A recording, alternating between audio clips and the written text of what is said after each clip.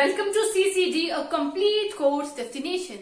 सो दोस्तों, जैसे कि हम सबको मालूम है कि हम लोग अपनी पिछली क्लास के अंदर क्लास 9 के चैप्टर 4 को डिस्कस कर रहे थे, जिसका नाम था स्ट्रक्चर्स ऑफ द एटम।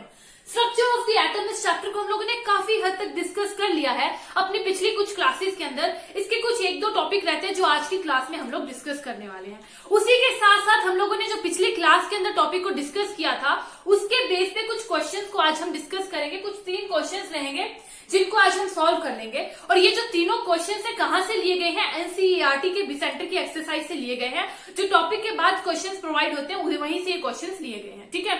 और ये क्वेश्चंस क्यों करवा रहे हैं? ताकि आपको जो पिछली क्लास के अंदर समझाया गया था वैलेंसी के बारे में, उसकी अंडरस्टैंडिंग थोड़ी अच्छी हो जाए और भी ज्यादा बेटर हो जाए जब इसको यूज करेंगे हम लोग क्वेश्चन आंसर्स में, ठीक है। तो बाकी जो भी इस क्लास को देख रहे हैं, लाइक शेयर सब्सक्राइब करना मत भूलिएगा। लाइक शेयर सब्सक्राइब जरूर कर दीजिएगा। चलो शुरू करते हैं आज की क्लास को बिना टाइम वेस्ट करते हुए। हमारा फर्स्ट क्वेश्चन क्या है? How will you find the valency of chlorine, sulphur and magnesium? किस तरह से हम लोग क्लोरीन, सल्फर और मैग्नीशियम की वैलेंसी को फाइंड कर सकते हैं? तो चलो फाइंड करते हैं हम लोग किसकी वैलेंसी को? Chlorine, sulphur and magnesium. सबसे पहले हम लोग क्लोरीन को देखेंगे, ठीक है। सबसे पहले क्लोरीन को देख लेंगे। देखो, जो हमारा क्लोरीन होता है उसका एटॉमिक नंबर कितना होता है? एटॉमिक नंबर होता है क्लोरीन का 17। सबसे पहले हम लोग एटॉमिक नंबर देख लेंगे। सो atomic number of chlorine is 17। अब एटॉमिक नंबर क्लोरीन का 17 है, ठीक है। मतलब कि इसके जो नंबर ऑफ इलेक्ट्रॉन्स है, जो नंबर ऑफ इलेक्ट्रॉन्स होते हैं in chlorine is equals to number of protons in chlorine। कितने हैं नंबर ऑफ प्रोटॉन्स? कितने हैं? जो एटॉमिक नंबर जितना होता है उतने ही नंबर ऑफ प्रोटॉन्स होते हैं। जो नंबर ऑफ प्रोटॉन्स है वो 17 है, तो इसका जो इलेक्ट्रॉन्स होंगे वो किसके बराबर हो जाएंगे? नंबर ऑफ प्रोटॉन्स के नंबर ऑफ प्रोटॉन्स के बराबर हो जाएंगे नंबर ऑफ इलेक्ट्रॉन्स। जब प्रोटॉन्स और इलेक्ट्रॉन्स बराबर हो गए हमारे पास, ठीक है। कितने? 17। अब हम लोग क्या फाइंड कर सकते हैं? इसकी देख सकते हैं, इलेक्ट्रॉनिक कॉन्फ़िगरेशन देख सकते हैं। तो देखिए, इलेक्ट्रॉनिक कॉन्फ़िगरेशन देख लें।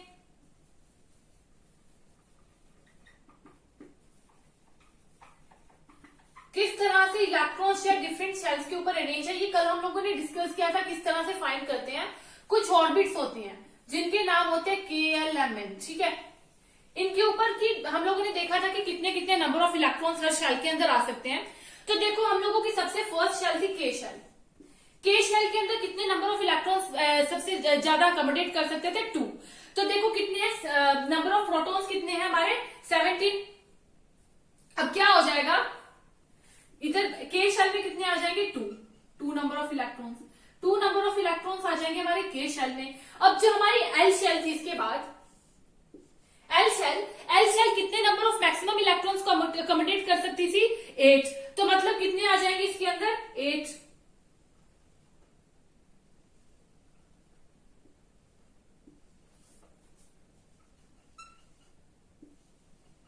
तो 8 नंबर ऑफ इलेक्ट्रॉन्स हमारे आ जाएंगे कौन सी शेल में? L शेल में। K शेल के अंदर आ गए हमारे 2 नंबर ऑफ इलेक्ट्रॉन्स, ठीक है। बच गई हमारी M शेल। अब M शेल के अंदर जितने इलेक्ट्रॉन्स बच गए हैं, कितने इलेक्ट्रॉन्स बचते हैं? 7। ये दोनों मिला के हो गए 10 और 17 टोटल है, तो 7 इलेक्ट्रॉन्स बचते हैं। और M शेल की कैपेसिटी कितनी होगी? 18 कैपेसिटी होती है, तो हम लोग इसके अंदर 7 अकोमोडेट कर सकते हैं इजीली। 7 इलेक्ट्रॉन्स इजीली आ सकते हैं।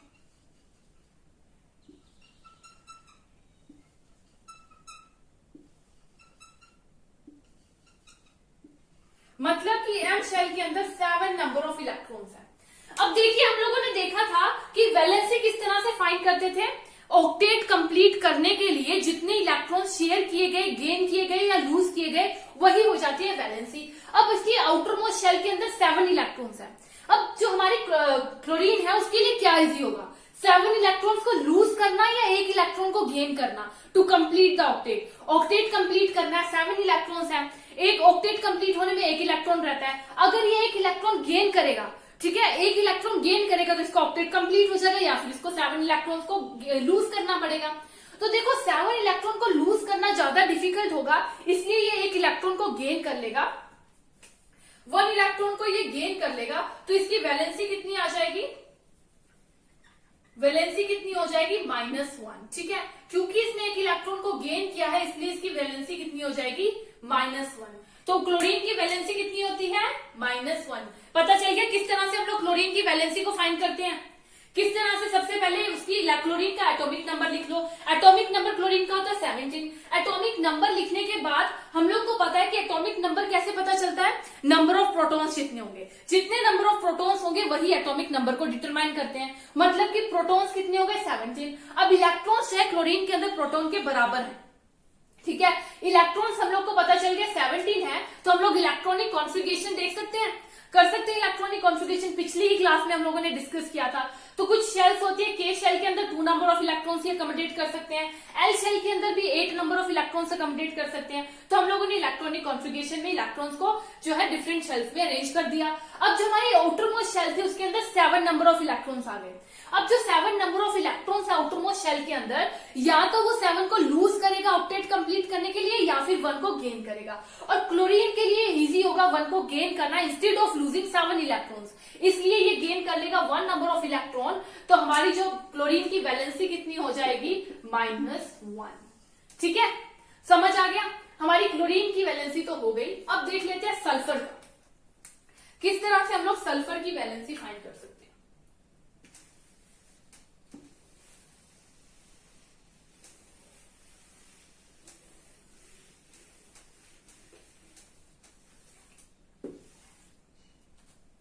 सेकंड है हमारा sulphur.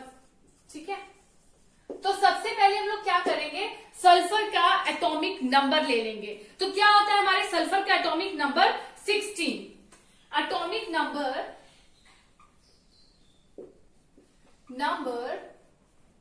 Of sulphur is 16। Atomic number sulphur का कितना हो जाता है 16। मतलब कि जो नंबर ऑफ प्रोटॉन्स हैं, और नंबर ऑफ प्रोटॉन्स कितने हैं सल्फर के अंदर, नंबर ऑफ प्रोटॉन्स कितने हो गए 16। अब जो नंबर ऑफ इलेक्ट्रॉन्स होंगे in sulphur are equal to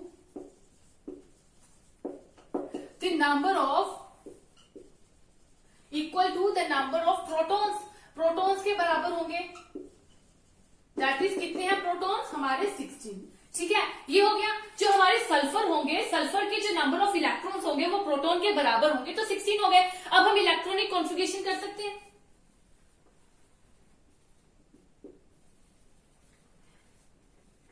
तो इलेक्ट्रॉनिक कॉन्फ़िगरेशन करेंगे, कैसे होता था, सेंटर में न्यूक्लियस है, हमारी K shell, L shell, M shell.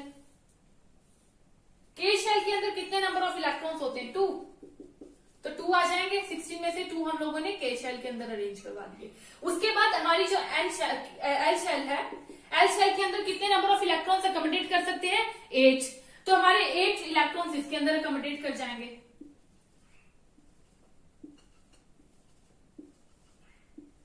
Eight number of electrons किसके अंदर आ गए, हमारे एल शेल के अंदर। अब बच गई हमारी एम शेल।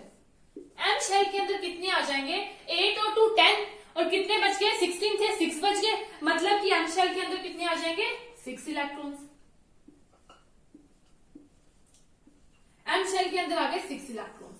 अब इसकी आउटर मोस्ट शेल के अंदर कितने हैं, आउटर मोस्ट शेल के अंदर नंबर ऑफ इलेक्ट्रॉन्स है 6। तो जो आउटर मोस्ट शेल होती है उसके अंदर ऑक्टेट को कंप्लीट करना इनका टारगेट होता है। तो ऑक्टेट को कंप्लीट करने के लिए या तो सल्फर को 2 एटम्स चाहिए, 2 इलेक्ट्रॉन्स चाहिए, या फिर ये 6 इलेक्ट्रॉन्स को लूज करेगा। अब सल्फर के लिए क्या इजी होगा कि वो 2 इलेक्ट्रॉन्स को गेन कर ले instead of losing 6 atoms, 6 electrons. 6 electrons को लूज करना ज्यादा डिफिकल्ट होगा, इसलिए ये 2 इलेक्ट्रॉन्स को गेन कर लेगा। तो वैलेंसी कितनी आ जाएगी हमारे सल्फर की, वैलेंसी हो जाएगी सल्फर की -2। क्या हो जाएगी सल्फर की वैलेंसी -2। पता चल गया किस तरह से हम लोगों ने सल्फर की वैलेंसी को फाइंड किया।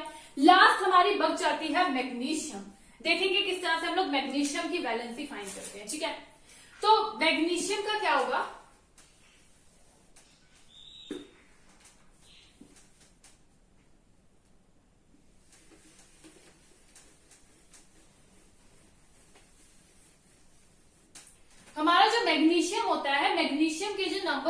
एटॉमिक नंबर होता है, कितना होता है?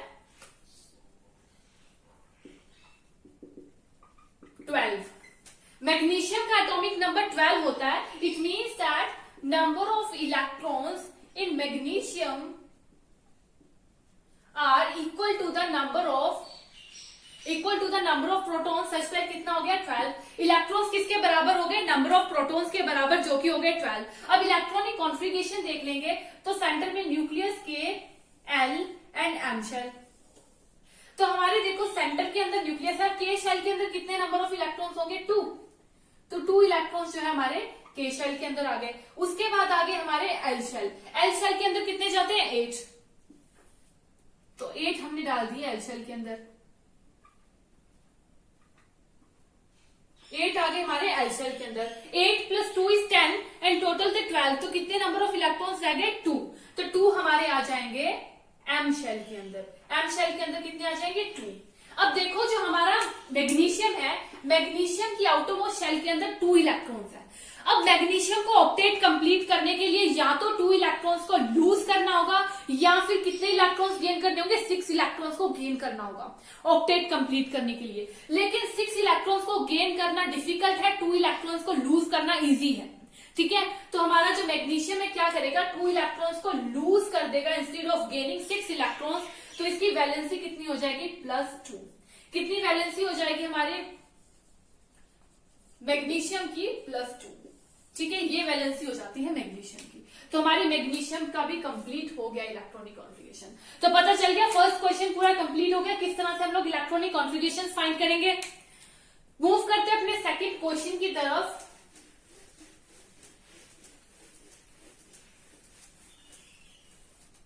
क्या कहता है हमारा second question? If the number of electrons in an atom is 8, एक इलेक्ट्रॉन है जिसके अंदर नंबर ऑफ इलेक्ट्रॉन्स है एक एटम के अंदर 8 एंड नंबर ऑफ प्रोटॉन्स भी 8 है। मतलब कि नंबर ऑफ इलेक्ट्रॉन्स कितने हैं? 8। एक एटम के अंदर नंबर ऑफ इलेक्ट्रॉन्स है 8 एंड नंबर ऑफ प्रोटॉन्स कितने हैं? Number of protons is also 8।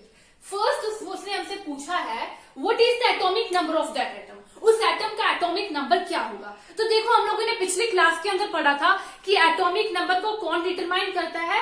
Protons. Number of protons in any atom determines the atomic number of that atom. ठीक है, उस एटम का एटॉमिक नंबर हमें कैसे पता चलेगा? जितने उसके अंदर प्रोटॉन्स होंगे। तो नंबर ऑफ प्रोटॉन्स कितने हैं? 8। So atomic number of any atom is equal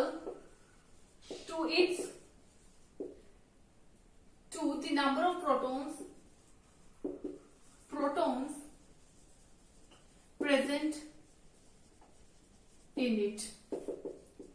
ठीक है, so number of protons is 8, hence number of sense atomic number of the atom is also 8। क्या हमारा क्वेश्चन का आंसर क्या हो गया? उन्होंने पूछा था what is the atomic number of that atom, उस एटम का एटॉमिक नंबर क्या होगा? So atomic number of any atom is equal to the number of protons present in it. किसी भी एटम का एटॉमिक नंबर कितना होगा? जितने नंबर ऑफ प्रोटॉन्स उसके अंदर प्रेजेंट है। अब इसके अंदर नंबर ऑफ प्रोटॉन्स कितने हैं? 8। सो एटॉमिक नंबर एटम का कितना हो जाएगा? 8। ठीक है, ये क्वेश्चन क्लियर है बिल्कुल। फर्स्ट मूव करते हैं इसके सेकंड पार्ट की तरफ। क्या कहता है? What is the charge on the atom, उस एटम के ऊपर चार्ज क्या होगा। देखो एटम के अंदर कितने इलेक्ट्रॉन्स है? 8। Number of electrons in the atom is 8 and number of electrons कितने हैं? 8। उसी तरह नंबर ऑफ प्रोटॉन्स कितने हैं in the atom is also 8। Number of electrons भी 8 है, प्रोटॉन्स भी 8 है। हमको पता है कि इलेक्ट्रॉन्स के पास चार्ज कौन सा होता है? Negative. Hence electron has negative charge and proton have positive charge. हमको पता है कि जो इलेक्ट्रॉन होता है उसके पास नेगेटिव चार्ज होता है और जो प्रोटॉन होता है उसके पास पॉजिटिव चार्ज होता है। सो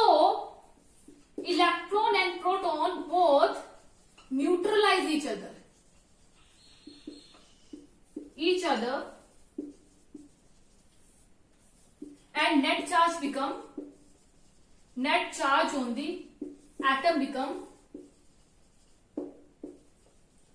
0।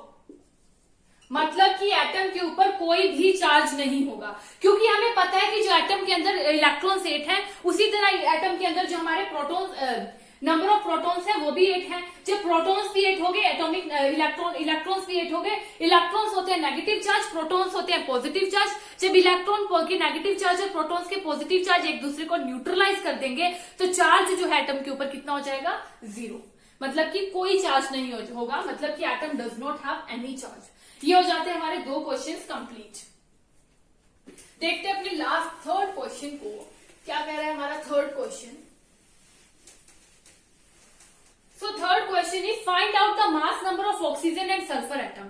ऑक्सीजन एंड सल्फर एटम का मास नंबर फाइंड कीजिए। ठीक है, मास नंबर हमें फाइंड करना है। सो हम लोगों को पता है कि क्वेश्चन नंबर थर्ड, सबसे पहले ऑक्सीजन का फाइंड कर लेते हैं। ठीक है, तो ऑक्सीजन का एटॉमिक नंबर कितना होता है? ठीक है, नंबर ऑफ प्रोटॉन्स कितने होते हैं, मतलब एटॉमिक नंबर कितना होता है, तो नंबर ऑफ प्रोटॉन्स कितने हो जाएंगे? 8।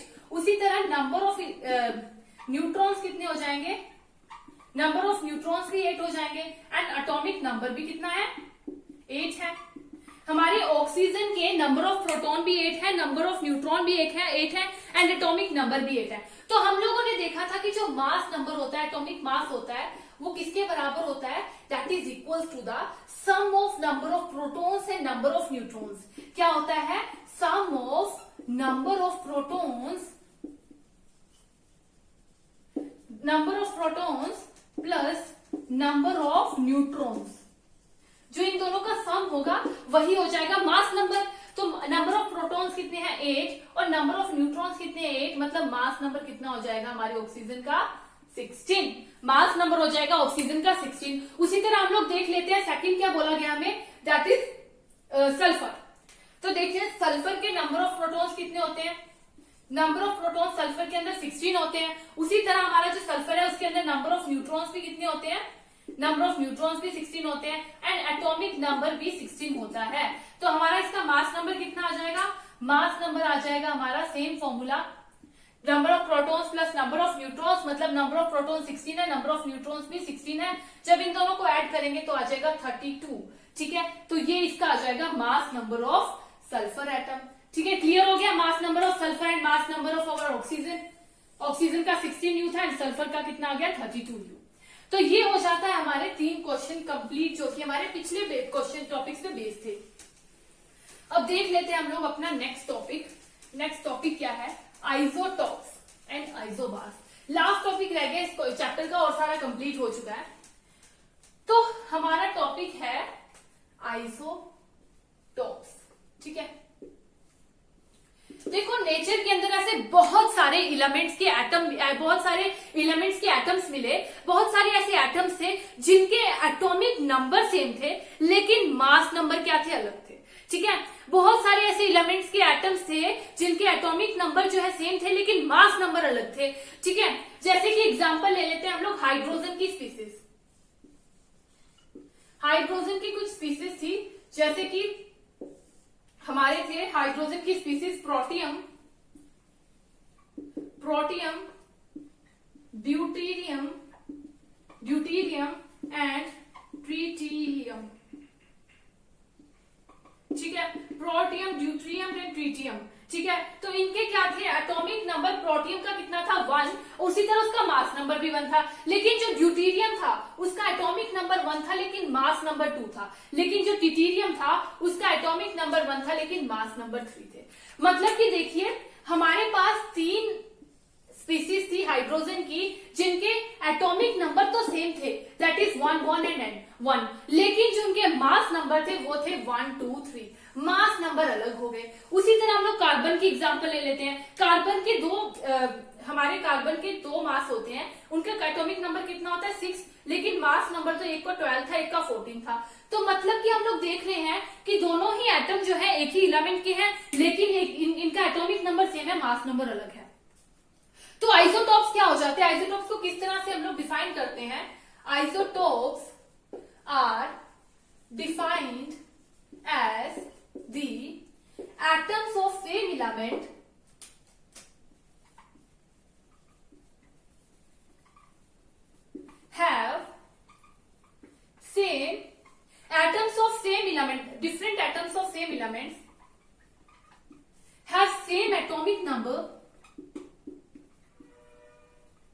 but different mass number are known as isotopes. तो क्या हो जाते हैं हमारे आइसोटोप्स? डिफरेंट एलिमेंट्स के सेम इलेमेंट के डिफरेंट एटम्स अगर ले लें, सेम इलेमेंट के डिफरेंट एटम्स ले लें, तो उनके एटॉमिक नंबर सेम हो लेकिन मास नंबर अलग हो, उसी को हम लोग क्या कह देते हैं? आइसोटॉप्स।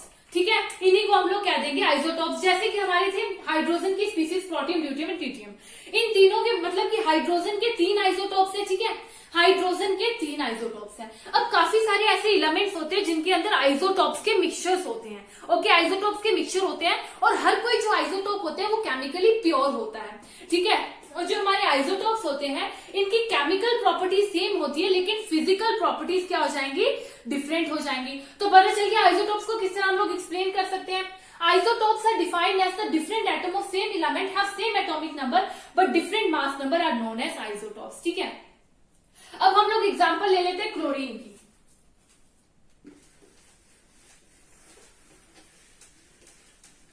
देखिए जो हमारा क्लोरीन है उसके पास नेचर में 2 आइसोटोप्स हैं। एक आइसोटोप, तो कितने आइसोटोप है? 2 आइसोटोप्स हैं। एक आइसोटोप का जो आइसोटोप का मास कितना है? 35U और दूसरे आइसोटोप का मास है 37U। ठीक है, एक आइसोटोप का मास है 35U, दूसरे का है 37U। उनका रेशियो कितना है? इन द रेशियो 3:1 में प्रेजेंट है। ये 3:1 के अंदर प्रेजेंट है। अब बात आती है कि हम लोग क्लोरीन लेंगे तो उसका मास कितना लेंगे? 35U या 37U? हम लोग क्लोरीन का मास 35U लेंगे या फिर 37U लेंगे? तो देखो हम लोग क्या करेंगे, सबसे पहले इसका मास एवरेज मास निकाल लेंगे। ठीक है, एवरेज मास नंबर निकाल लेंगे। Average atomic mass of chlorine, chlorine का हम लोग एवरेज एटॉमिक मास निकाल लेंगे। तो क्या आ जाएगा हमारा एवरेज एटॉमिक मास?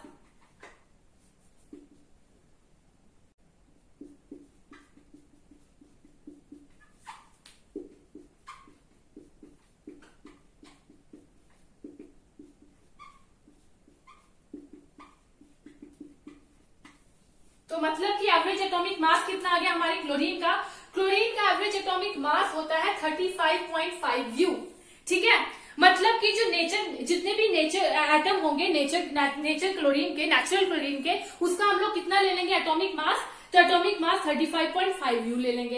अब देखो कुछ ऐसे हमारे एलिमेंट्स होते हैं जिनके अंदर आइसोटॉप्स होते ही नहीं, तो उनका मास कैसे निकालते हैं? जैसे हमने पहले देखा था number of protons plus number of neutrons, ऐसे उन लोग का मास निकाल लेंगे। लेकिन जिनके अंदर आइसोटॉप्स है तो पहले उसका हम लोग परसेंटेज निकाल लेंगे, कितने परसेंटेज में वो आइसोटॉप प्रेजेंट है, फिर उसके बाद उसका एवरेज मास निकाल लेंगे। ठीक है, अब देखो हमारे पास क्लोरीन का एवरेज मास 35.5U आया।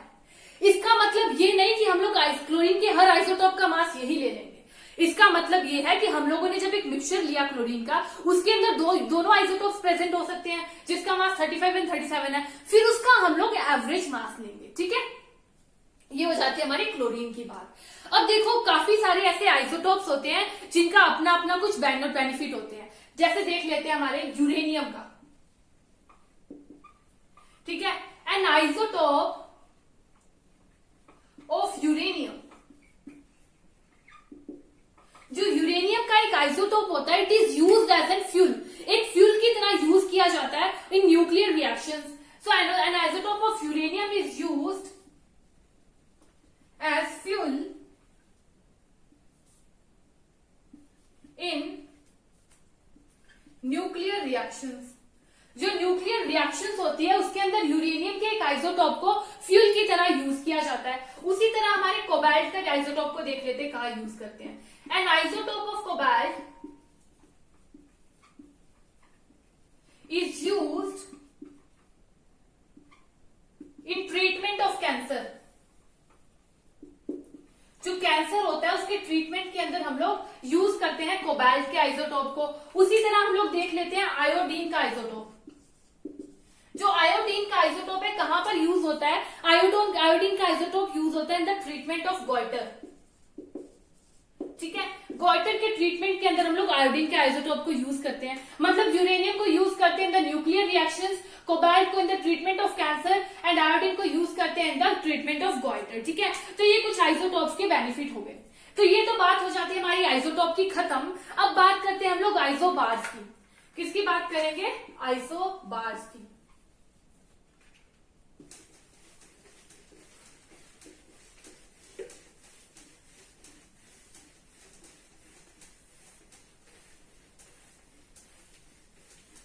इसमें हम लोग एक एग्जाम्पल ले लेते हैं। सबसे पहले एग्जाम्पल ले लेंगे हम लोग कैल्शियम की, और उसी के साथ हम लोग एग्जाम्पल ले लेंगे आर्गन की। देखो, जब कैल्शियम और आर्गन होते हैं, कैल्शियम का एटॉमिक नंबर कितना होता है? 20 एंड आर्गन का एटॉमिक नंबर होता है 18। मतलब कि जो नंबर ऑफ प्रोटॉन्स है इन दोनों के अंदर, वो दोनों डिफरेंट है। नंबर ऑफ प्रोटॉन्स दोनों के अंदर डिफरेंट है। कैल्शियम का एटॉमिक नंबर है 20 एंड आर्गन का एटॉमिक नंबर है 18। मतलब दोनों के अंदर नंबर ऑफ प्रोटॉन्स अलग है, लेकिन इन दोनों का मास नंबर कितना है? 40। दोनों का मास नंबर हो गया अलग, सेम। मतलब कि एटॉमिक नंबर अलग है और मास नंबर सेम है। तो हम लोग कह सकते हैं डिफरेंट एलिमेंट्स के एटम्स जिनके एटॉमिक नंबर अलग है, लेकिन मास नंबर सेम है, उसको हम लोग क्या कह देंगे? आइसोबार्स। तो किस तरह हम लोग कह सकते हैं? The atoms of different elements have the atoms of different elements with have different atomic numbers but have same atomic mass is known as isobars। तो क्या होते हैं आइसोबार्स? तो डिफरेंट एलिमेंट्स के एटम्स जिनके एटॉमिक नंबर अलग होंगे लेकिन मास नंबर सेम होंगे, उसको हम लोग कह देंगे आइसोबार्स। ठीक है, तो आज की क्लास में हम लोगों ने आइसोटॉप्स को भी डिस्कस कर लिया, आइसोबार्स को भी डिस्कस कर लिया और कुछ क्वेश्चंस को भी डिस्कस कर लिया है। तो हमारा ये चैप्टर यहीं पे खत्म होता है, बिल्कुल कंप्लीट होता है। अगली क्लास के अंदर हम लोग इसकी क्विक रिवीजन कर लेंगे और उसके बाद हम लोग इस न्यू चैप्टर को स्टार्ट करेंगे। क्लास 9 के चैप्टर 5 को स्टार्ट करेंगे। तो आज की क्लास यहीं पे खत्म करते हैं। Thank you friends.